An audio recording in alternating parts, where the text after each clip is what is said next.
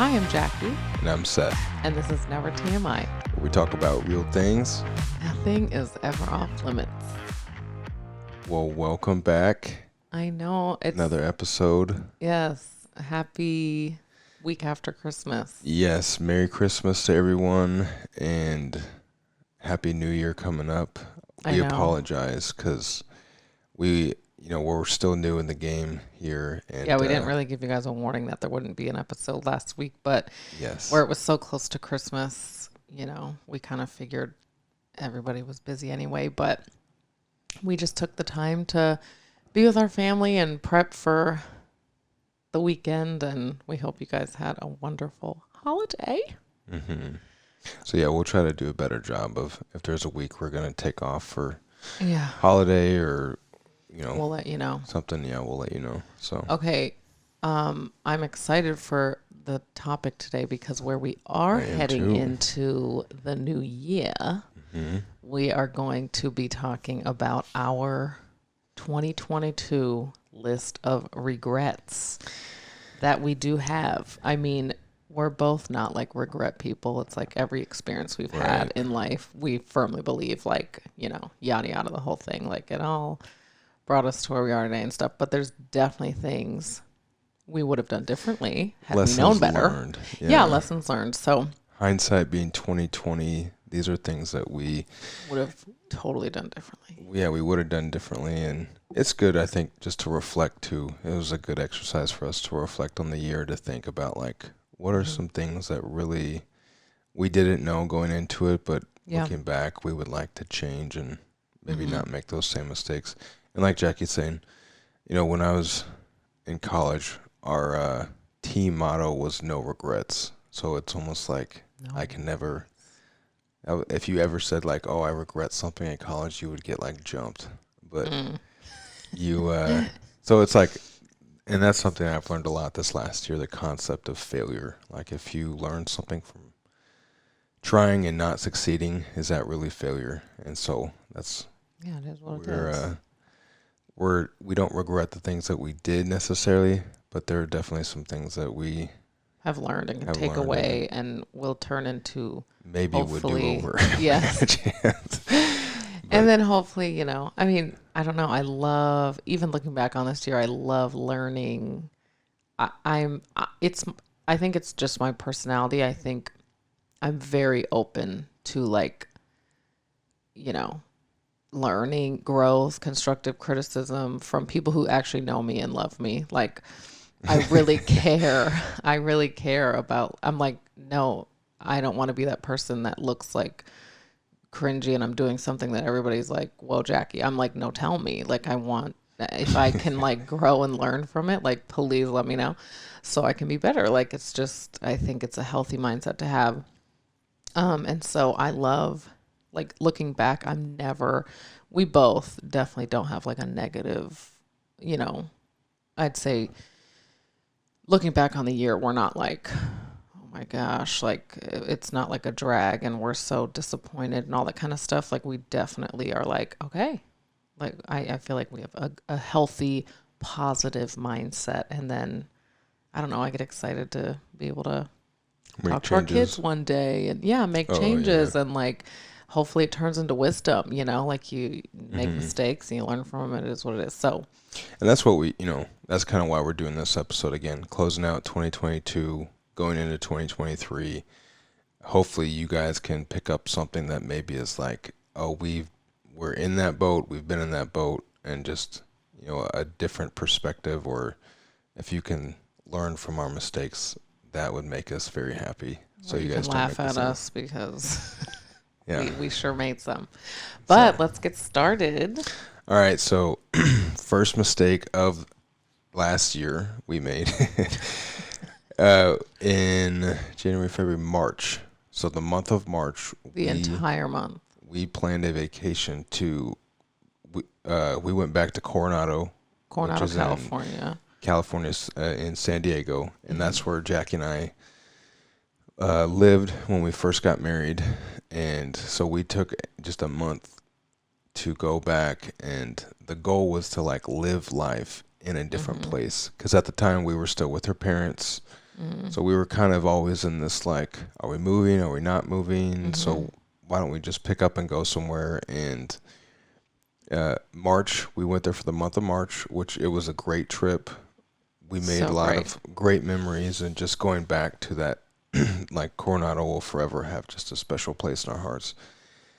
But it was the downside is, we're like the third month of the year. So January, you come out strong, you have your goals. It's like, this is what I want to accomplish. January, February, I felt like we were doing a good job all around, just spiritually, mentally, emotionally, physically.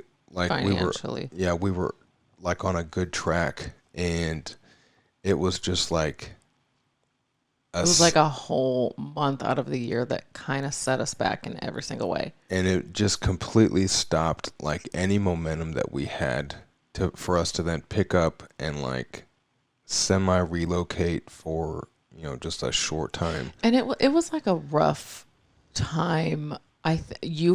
Seth was like literally down for the count. This was where the idea even came up when he got COVID Oh, that's for right. I literally forgot. 3 weeks. Like this was Seth's idea. So you guys know I was not about to let go of it. So he was like, we got to take a trip. And I was like, those words have never come out of his mouth. Let me plan the whole thing. And it just turned into like this big, like we need to get away between him being super sick. And he was like hanging on by a thread. He was very, very, very sick. He got pneumonia, like couldn't walk. It was terrible. So I think, yeah, between that, living with my parents, we were like, we gotta go. But it was like, I mean, sorry, mom, but like we drank way too much. Not like consumption wise. It was just like literally almost every day. We were like, let's get a 6-pack. Like we were just chilling, and our kids had the best time. It was like Kennedy's first time at like the actual beach, so like she was living it up. We had like kind of very minimal responsibility. Seth was still like he works from home, so he was still able to work from there. But like Yeah. I think it was like out of everything for an entire month. And then financially, it just put us in such a pit because not only was it a hefty penny, Coronado is like the most expensive little plot island in San Diego. I feel like you can't find a home there that's under like $800,000, and these homes are tiny. But like, not only was it so expensive to even get the Airbnb, but being there, it was like food, eating out, like any experience you wanted to do. It just cost so much money, and that just really set us back for the year. Just it was a tough way to start the year, even though it was literally the best trip ever. And we had planned for it. I Somewhat, think yeah. we just didn't really think about the aftermath of then, Coming and home. because a lot of what Jackie does is commission based, so it's like we don't really know what's gonna come in the future, and so it was just one of those things that really made it kind of hard to bounce back given the circumstance, and then the I following. think we could have done like a week or two tops, and I think we were I ready think too. a month was even almost probably it was too It long. was like we were ready. I think 2 weeks, 3 weeks max would have been great, but to go for a whole month, and like what Jackie was saying, we were still able to work. It wasn't completely unproductive, and No. like any work that I would have to do, I brought it and got it done, and it was like a charge for me to get things done even ahead of time, knowing that I was going to go, on a longer vacation. I'm sure a lot of you understand that as well, but it was just really the biggest thing. It was a momentum stopper. It's something I've learned this year. I listen to John Maxwell, and I really enjoy him, but he talks about the big mo a lot. And he's like, one of his sayings is, the best time to go on vacation is when you have nothing to do, or when your momentum is stopped naturally. So he's like, as much as you can do to keep the momentum train going, like feed the engine, like let it roll, because it's like the law of gravity. At some point, It's momentum will gonna stop or it'll slow down, because you slow down need it dramatically. to. And that's just kind of the nature of it. But like it was like, by us taking that trip, we were intentionally Stopping the stopping the train of momentum. momentum, and that was It's a good one. a big kicker for us that kind of really kind of adjusted the course of the rest of the year. You know, I think financially and even work related, those are probably the two areas And well, I would say it too, affected the most. physically, like the last And thing I'll yes, say absolutely, about absolutely. it before we move on was like physically, I think we had goals to like work out every day, and we were active as in we're like walking with our kids, we're going to the beach, we're like out, we did things, but like it's so unrealistic to go to California, to this place you used to live. You want to go to all the restaurants. You want to, Mm-hmm. you know, it's like, okay, I'm not going to get a salad at my favorite restaurant. So like, I think just, I don't know, Yeah. that definitely was, and then the drinking, you literally, we were on vacation essentially, and that's what it felt like.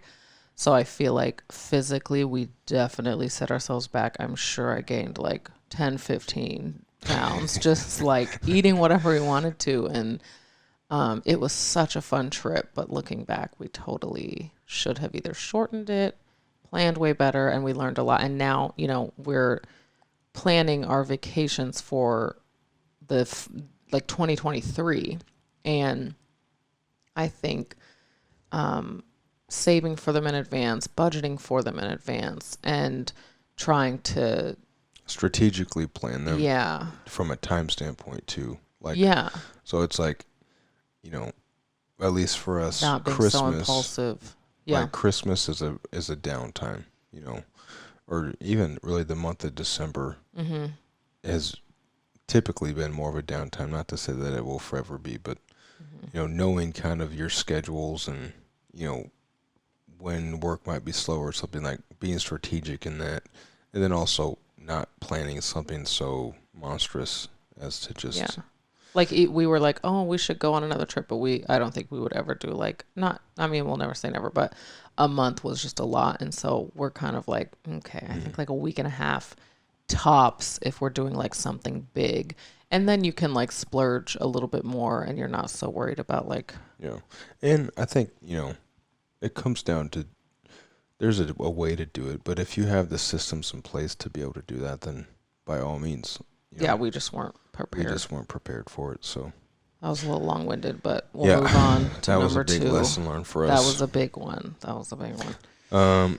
The second thing we had here, and these are in no order Mm-hmm. particular, so kind of keep us on our toes here financially. And this, I guess, goes into the first one, but financially, you know, I would say that this past year was a heavy spending year for us. Yeah. And it really even took me a minute to realize that, like, sometimes there are seasons that are more heavy spending seasons as opposed to heavy saving seasons. Yes, which is natural. Yeah. And so this was a heavy spending season for us. But I think the lesson that we learned is, yes, there were some requirements of it. So we moved. You know, that was a big expense for us.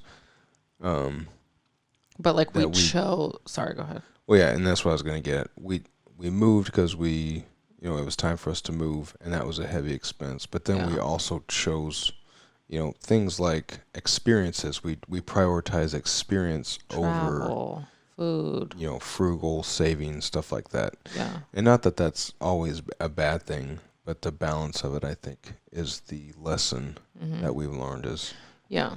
you know, you know, at the end of the year, it's like, what do you have to show for all the work It's that definitely you did? one of the year like we look back and we're like, where did all of our money go? And I think if we like put it all on paper, you're always sacrificing something. So we really prioritize, which is okay. Like I can't stress enough that like if you're in a position and you're able to like within your means spend, like if that's what you want to do and if that's what you and your family feel good with, then that's fine. But like there's going to be a sacrifice to something.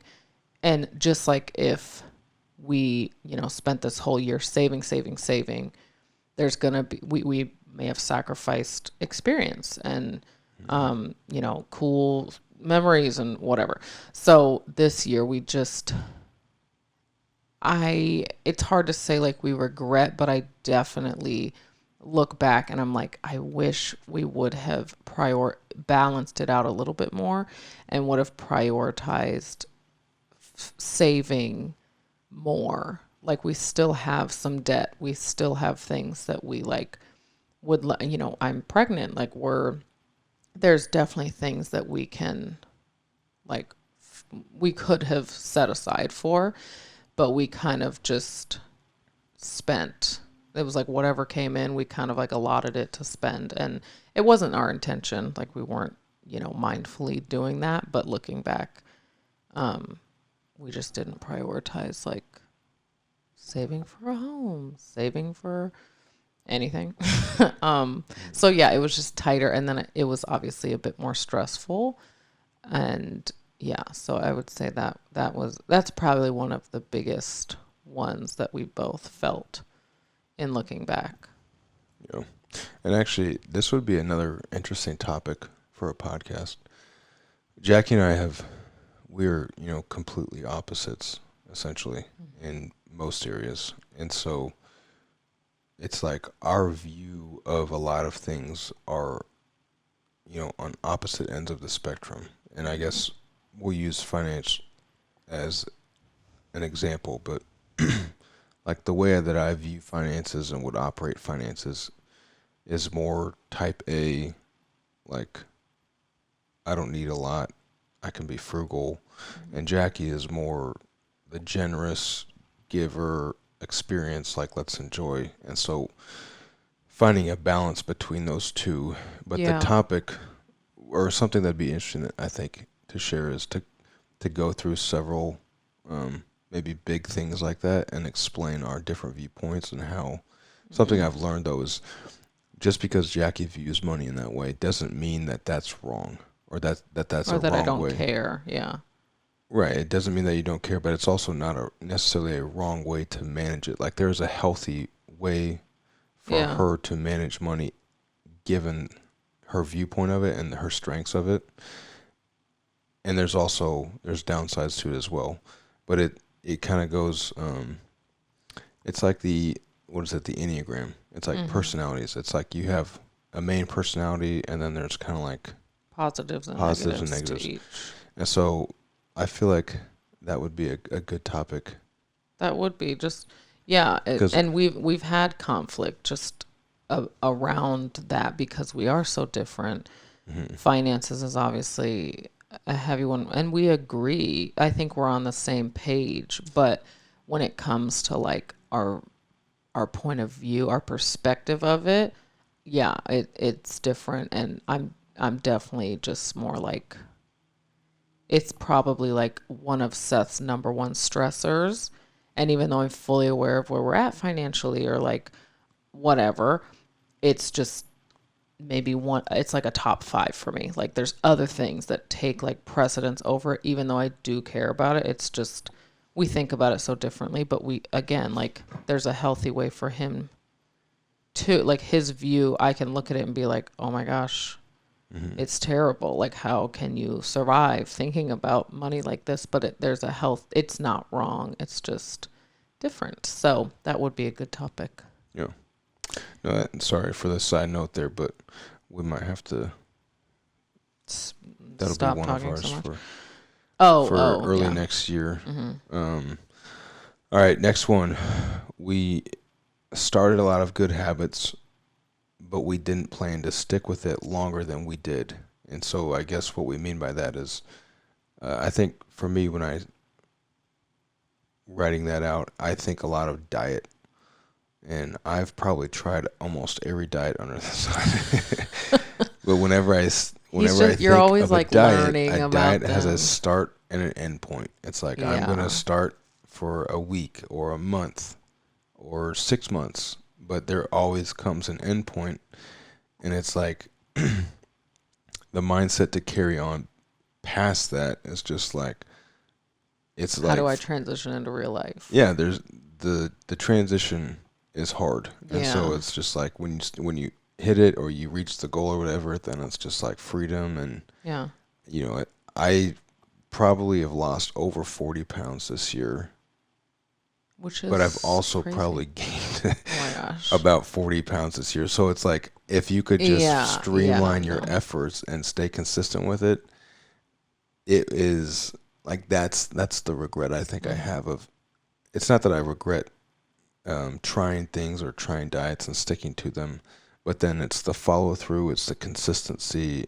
That's where Hmm. I personally know, when from this point of what I need to improve on is I need to be more consistent, Yeah. and I think making that's something we've talked about too is making lifestyle choices, not just Diet drastic choices. yeah, not Which Seth, it is just his personality. And I'm like, oh my gosh. Just, which I love that you have tried so many things because I truly do think it's helped you to figure out like what your body responds well to. absolutely. Like he's done keto, he's done basically paleo, he's, fasted. He's literally like, I mean, things that aren't even a thing he's done and tried. But I do think you've learned how you respond well, like how you might respond poorly, what foods work with your body. Like, I feel like you've learned a lot from it. But, like, it's definitely just his personality to, like, try Mm, things and all that. But I think right now you're in a great spot. Like, I feel like you didn't, at least recently, you haven't for a while. It's not been like, okay, I'm gonna give up this for how long. It's just like I'm gonna do this. If there's a special occasion, I'll enjoy it, and then we get back to it. Like, and that I feel like is mm. working well for you. Yeah, I've chosen more of a lifestyle habit as opposed to just Yeah, because then fads. like it just is like a binge at the end of any diet. No matter how Right. much progress. And I've been the same way. It's like at the end of it, you're like, great, let's go get in and out because we did so well. Hmm.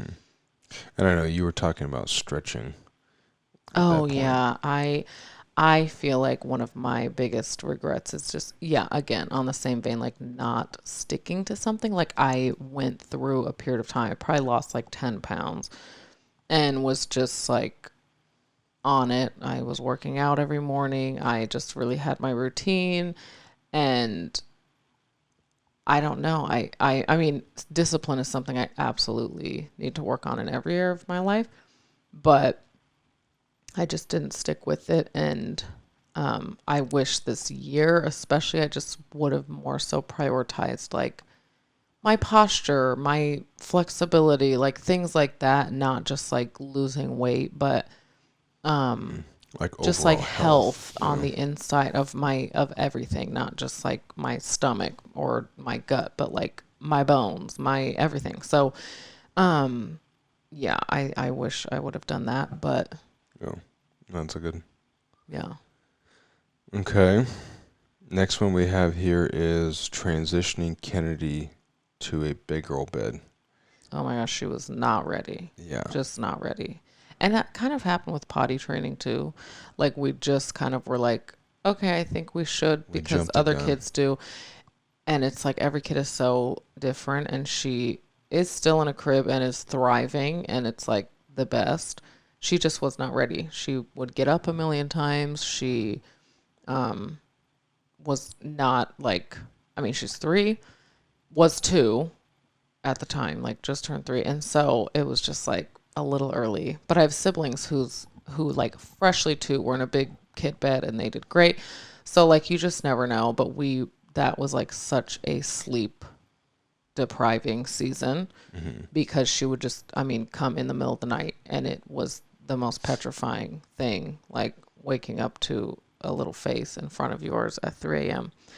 Um And the reason though for that is so when we moved, we thought that moving would be the right time to then transition Kennedy mhm. from a crib to a bed, and then Evan would take over the crib, and so we kind of had this plan that in Room place. situation, yeah. Yeah, and it was based on where we were moving and the setup there, and so when we tried that though, it was just so Kennedy moved beds, we moved houses, we introduced a sleep clock that changes colors so that she would learn, okay, now I can get up, now I can't.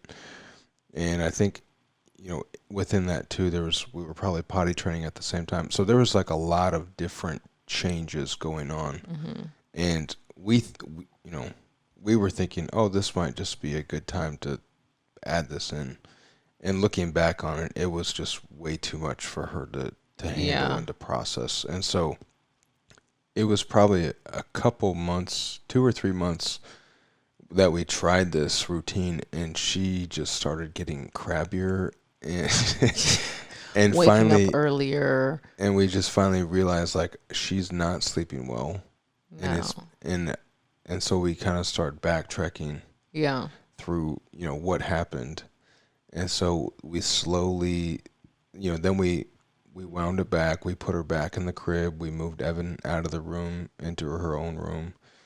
And then we just started with the clock. It's like, okay, you're going to stay in the crib. We'll Mm-hmm. teach you the clock. And so really, I think the lesson we learned is with kids, not overloading them, and especially with change, at least for Kennedy, she's got to take bite-sized pieces. Let's handle Mm-hmm. one thing at a time, and then we can start to add more. And so I think, Yeah.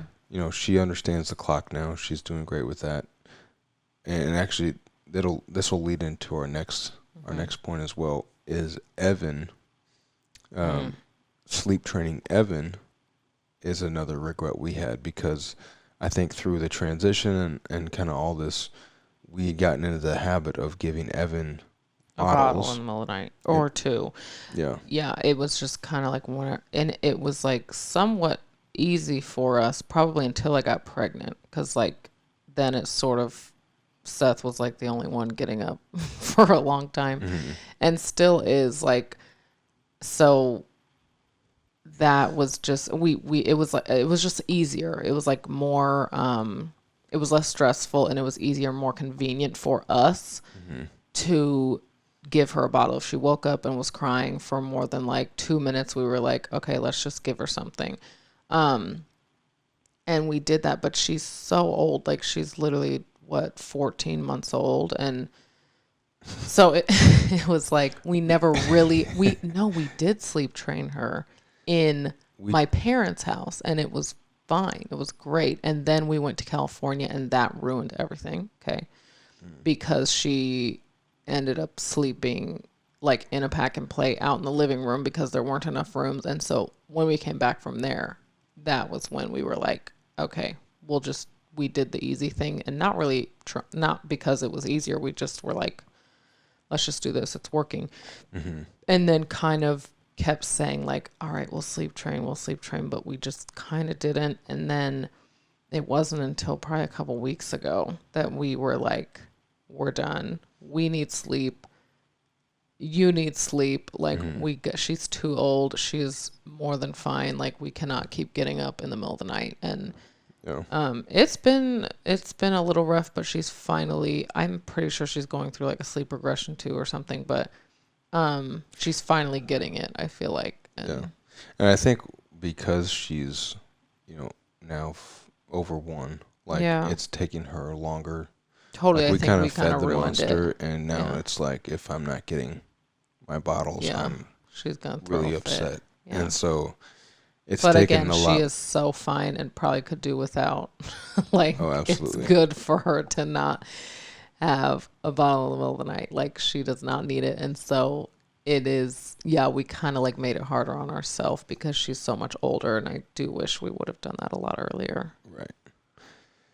So sometimes the easy way isn't always the best way. I guess that's the. Yeah. I mean, Let's see. Next one. Time intentionality with the kids. mm, And so I guess a couple thoughts with that one is like looking back on the year,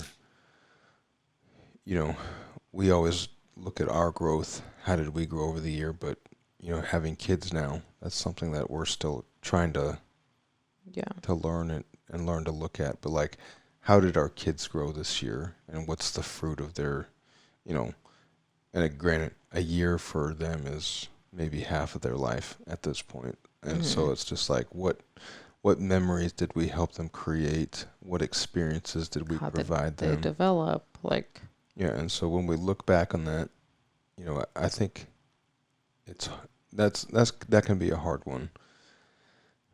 Because sometimes when you think about the ins and outs of a regular day, it can seem so monotonous. yeah, and I feel And like, sorry, I thought you were done. no, you're good. And so it's like that's why trips like to Coronado, like those are experiences that I know Kennedy still talks about and remembers. She Literally. remembers the beach, Yeah. and so those are things that we value and appreciate. And Mm-hmm. but obviously you can't live life like that every single day, and so Yeah. it's like the intentional moments in regular every day to day life. Mm-hmm. What are we doing in those moments to develop her and teach her? Mm-hmm. And I think when we think back to those, you know, it's that's when I question, oh, did I do enough to? Yeah. Did I spend enough time with my kids? And not just time, but quality time. I Mm-hmm. guess that's what we're getting at. And I don't want all of her, like it's easy to go to the beach for a month and we're not having to do as much work because it's a stimulating, exciting, fun thing. Like if Mm-hmm. we go to Disney for a week, we're not having to do so much and she's going to remember it and have so much fun. But it's like, I think both of us working from home can be tough because it's like mommy and daddy do need to work, but we also do have somewhat of the freedom to pour into you, to teach you, to like we don't send her to daycare, we don't have a babysitter, we don't have a nanny, and so it's a hard balance. And I think we definitely give ourselves grace because we need to, because it can be tough. But I do think like when it comes to like her memories or it takes definitely extra intentionality and work on our end at home, not just when we're traveling or not when it's like super fun and exciting, but like to, you know, pour into her and to raise her, like to give her eye contact, to discipline her. Like, I think when we look back, it's like, okay. And I'm sure every parent could say the same, maybe not, but when we look back, it's like, okay, I I want to just pay more attention to her. Like, Mm-hmm. these are such formative years. Like, they're so, so stinking important. And that's all, like, that matters most is my intentional time with her. That matters so much and will pay dividends. And so, yeah, I think that's one thing that I look back at least and I'm like, I really got to do a better job this year. We're by no means neglecting her whatsoever. We're always around. And I think that's the thing that can be hard is like we're next to her, Right. but it's like I want, you know, even if I am working or something, like setting boundaries and being able to set, specific times where we're pouring into her or I don't know, working through something or playing with her or whatever that looks like at her age. But yeah. Mm-hmm. What's the? It's not even a statistic, but something you said this year that really stuck with me was like you only get 18 summers with your kid, Mm-hmm. or Well, yeah, it's 18. not. It was not my quote, Right, but it but was it was something that something you I heard that heard. passed on. Yeah, You mentioned to me, and just by 18 they're not obligated to come back home. well, yeah, legally, but then whether they go off to further education or get a job, or some people choose to move out, you know, you're not guaranteed. And even those 18 years, I guess, aren't, nothing's No. guaranteed. And so it's like, just having that kind of mentality as well to say, like 18 sounds like such a small number. And it's like she's 3. Like, Like we've I don't know. used 3 of those 18 summers. Okay, now I'm sad. Let's move on. Okay. But yeah. Next one, giving. And so I can touch on this one. Something that, and we're just being transparent here, but something that we strive to do or try to do every year is to give more than we did the previous year. And I think something, we haven't done our end of the year books yet, but knowing where we're at, we didn't give more this year than we did last year. And sometimes that can be a hard metric to track as well. But yeah, like it depends. I feel like a lot of our giving is like, oh, let's, I don't know, pay for this or give this to somebody or something. So it is a little bit more difficult. right. But I do, and it's not like it's not like it usually happens naturally. So like every year at the end of the year, we're like, oh, let's compare. It's not like, oh, let's make sure. So we like meet our quota. It typically happens naturally. And looking back on this past year, I don't think it happened naturally, but we increased financially. And so that is where we're like, that's not our favorite thing. Right. And again, that ties into some of the financial stuff we talked about earlier. Like it was definitely more of a heavy spending year. There were big expenses this year, even though some of those we brought on ourselves, and choices that we made that weren't quite they wouldn't be considered necessities by any means, but because of the way we spent and the things we prioritized, we sacrificed being able to give more. And that's not something we want. So right. Okay, the next one is not getting a babysitter ASAP when we moved. That's something we definitely still haven't done that we would love to do. I will say it's just tough if you're a parent, it's hard to, oh man, I feel for the babysitter too. Exactly. It's like my children are unique and wonderfully made, but it's like to find someone who, number one, has, the time or the freedom and flexibility. Like so far, that's the biggest one. Yeah, we've kind of been asking my sister, but it's like, who's free on like a Tuesday evening? I don't know. And there are people, clearly, but we just haven't really been intentional about that. But it really, like, it is a struggle to get date nights on the calendar, and that's a problem. Yeah. Okay. Next one is me not getting work systems in place for organization. So I am probably like one of the least organized people I know.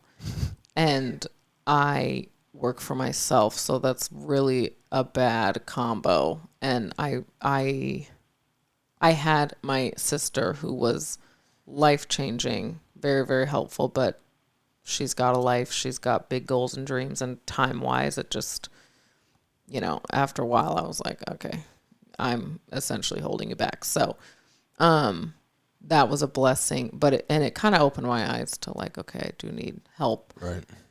Which I'm fully aware of, but I think that's something this next year that I would love to prioritize, just because it's just, I need someone who can be like, you need to do this immediately, and it can be stern and like someone that I don't know. I just need help in those areas.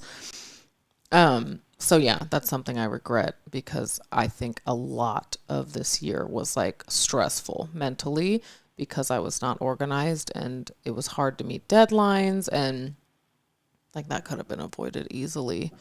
It's all on me. But yeah, I would love to do that in 2023 for sure. Yeah. I think that kind of ties into another point for me. It's just accountability. Like, I regret not having more accountability than I do. And I know we've talked about that in some of our episodes, but just having someone who can be a brother's keeper or brother or sister, and just my sister's keeper. Yeah, but really just someone who challenges you to do the things that you say you're going to do, and will keep up with you, and right, and kind of walk with you through tough seasons, or whatever you're going through. Someone who's going to stick with you, and also. See, that's surprising to me. I feel like you did have accountability this year. I feel like you have had some, like a few people that, like, I don't know. I feel like you were always not like growing, but I feel like you did have people, like you tapped into the people that like know you and people have invested in you. I don't know. It's not to say that I didn't have any accountability. It's just You could have I'm used seeing more. the importance of accountability. Yeah. And I think I could use more accountability. Mm. And so, and again, that, that takes someone who's willing to do that with you, and Mm-hmm. and that can be a big commitment sometimes as well for the other person. Yeah. But that's something that I kind of regret, is not getting more accountability, and on the other side, me not being more transparent, I guess, because part of that I think would fall on me, Mm-hmm. or the person who's Seeking being held accountability. accountable. Like you, Mm-hmm. if you want accountability in some area, you've got to at some point, if you're struggling with it, bring it up to them, because you might have Yeah, it's a only as system good of, as you make it. right. You might have a system of check-in, but maybe you need something more frequently, and so maybe Yeah. that is my issue. I don't quite share there. Huh? Yes, we have one more, and the last one would be that we did not get plugged in anywhere, and that sounds like a very like spiritual religious word, but we by plugged in we mean like literally anywhere, not a gym, not like, I mean, we did find a church that we really really love, really really love, and we're so thankful for it. We just finished like the members class and all that kind of stuff.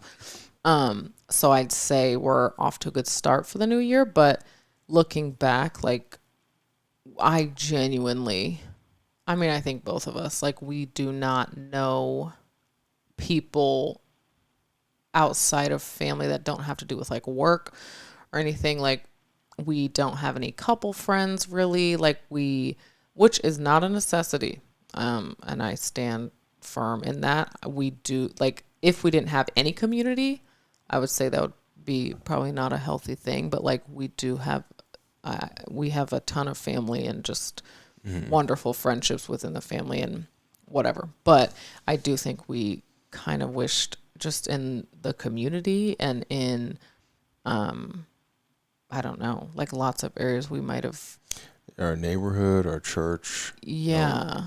having, like Our you said, kids gyms. even like to have friends outside of Right. their cousins, which again, it's such a blessing and a gift to have so many cousins. So like, I don't feel like such a lack, but I feel like it would have, I'm excited for this year to like plug in different ways, to like grow our community, our close knit community. Because I do think it benefits to have people outside of your family, and we have friends and stuff, but none of them live here. Like my best friend lives in Toledo, Ohio, and I don't ever see her outside of my family. So yeah, that's the other one that I feel like we somewhat regret. Yeah. Yeah. So yeah, sorry that was probably a little longer winded than And expected. slightly depressing. I mean, But but it again, is what it is. hopefully These you are, guys yeah. can use that as fuel and learn something from that. If not, We just wanted to share. Like, why? we're just I reflecting. don't know. These are conversations we've had that we get to have with you. That's exciting. But anyway, it's like looking back on the year, I hope it helps you guys to like know us a little bit better. I was talking to a friend the other day that was like, oh my gosh, we're in the same situation financially. Like, where did all of our money go? Like, whatever. So I feel like, people are in similar boats and just don't necessarily always talk about it. And so, like always, we just want to be as real as possible and let you guys know that we absolutely did Don't not have a have it perfect all year. We together don't by have it all any together. means, yeah. Not even close, my goodness. And we're so, learning. So yeah. the goal is progression, not perfection. Even though Ted we are Lasso, aiming what was at that? perfection. What did he say on Ted Lasso? I have You no don't. idea. Oh my gosh. It was like, Ted Lasso had so many. I know, but it was that specific thing. It was like, maybe it was progression, not perfection or something.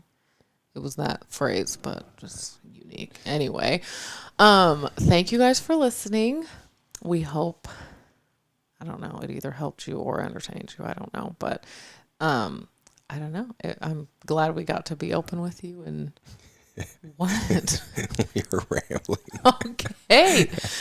All right, guys. Thanks for listening again. Happy New Year to everyone. Happy New Year. And yeah, let's kick this new year off right. Yes. But again, I'm Seth. And I'm Jackie. This is Never TMI, and we are signing off. Peace out.